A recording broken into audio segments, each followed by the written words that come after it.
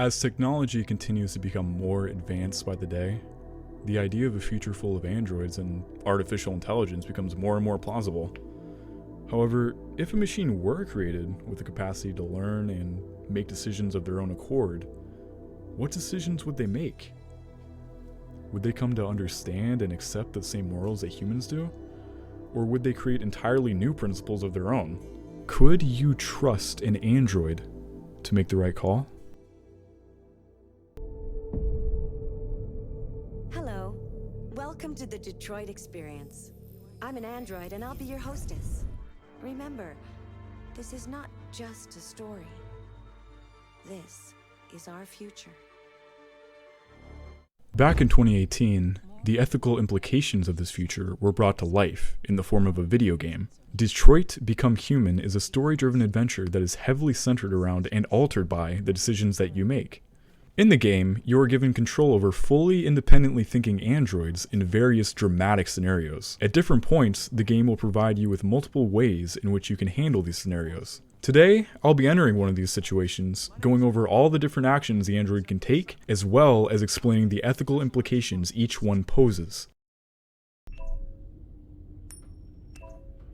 Meet Connor, an advanced android prototype designed by a company called CyberLife, with the sole purpose of aiding law enforcement and apparently doing sick coin tricks in his spare time. Anyway, he's been dispatched to the scene of an active hostage situation, but no ordinary one, if such a thing exists.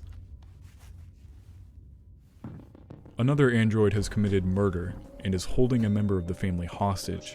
Without any further information, it's up to Connor to piece together what went wrong by investigating the apartment and gathering as much information as he can before confronting the suspect. Please, you gotta save my little girl.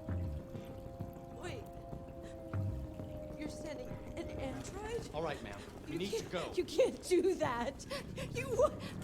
Why aren't you sending a real person? Captain Allen, my name is Connor. I'm the android sent by CyberLife. It's firing at everything that moves. It already shot down 2 of my men. As you can see, androids aren't exactly treated with respect or recognized as equal to humans, even considering how advanced they've become. Can't exactly say I blame them though. Here, we are confronted with our very first ethical issue. Upon discovering the fish outside the tank, players are given the option to save its life by placing it back into the tank. Connor was not sent to rescue a goldfish, but the fact that he can act outside of given orders already proves Connor has the capacity to make decisions independently, which is a huge deal if you think about it. Now that the existence of some form of thought process is implied, what would Connor's action here say about him? If he were to take the time to put the fish back into the tank, that's precious moments he's not focused on saving the human hostage, thus potentially risking their life. So does that mean that Connor sees the life of a fish as equal to a human's? Considering he's an android and may not be able to understand why one should outweigh the other, it's entirely possible. After searching the apartment, Connor can deduce that the android in question was owned by the family.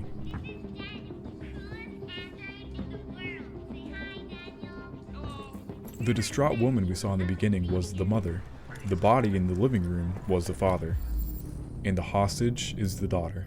Upon further investigation, Connor can even deduce why the android, whom he learns is named Daniel, acted out in violence, once again proving that these androids have the capacity to act on their own accord, and even experience some level of emotion. The family was going to replace Daniel, which was apparently enough to provoke violence out of the android, in what can be assumed was an act of rage. Finally, Connor exits the apartment to confront Daniel, armed with the knowledge he gathered, as well as an actual gun. Stay back! Don't come any closer or I'll jump! No, please, I'm begging you! Now engaged in conversation, Connor has a few different approaches he can take. Choosing to be cold and accusing does not help the situation, but suggests Connor is disapproving of the android's actions, even showing traces of anger in some of his responses.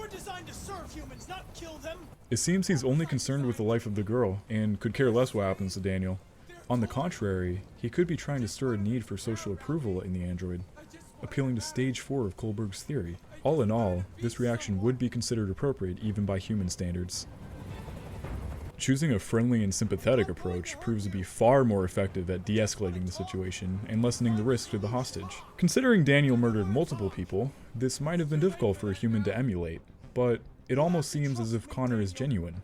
This could mean Connor really doesn't blame the android for his actions, or he's simply putting on an act. I want everyone to leave! Are you armed? Another ethical issue arises. Even though lying is generally viewed as immoral, a human could easily distinguish how lying in this scenario would be the correct move. And so can Connor, who apparently has a grasp on relativism. Yet, he can also tell the truth. This could be due to the absolutist ideation that, say, lying is bad, or it could be that Connor is unwilling to take the life of the android, suggesting he has some level of care for his own kind, or at least a grasp of utilitarianism, wishing the best outcome for all parties.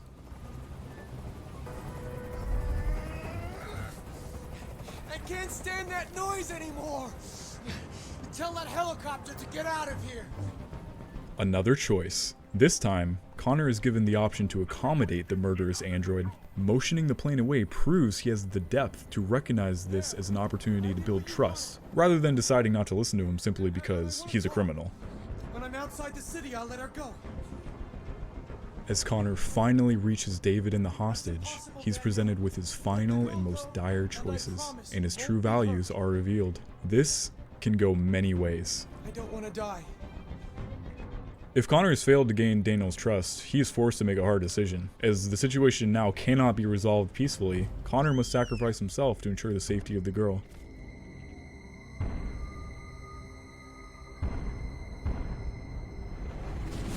Connor willingly enacting this moral judgment proves he values the life of a human over his own. This level of selflessness would put Connor on step 3 of the Carol Gilligan's theory, and would be difficult for a lot of people to carry out themselves.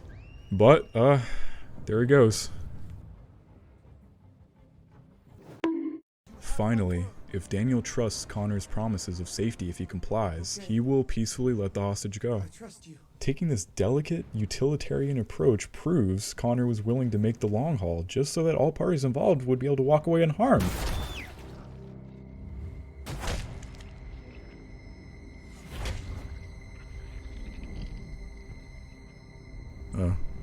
Never mind. Nonetheless, all the options players are presented with when controlling Connor paint a detailed picture of the android's own seemingly self-determined and sometimes complex morals.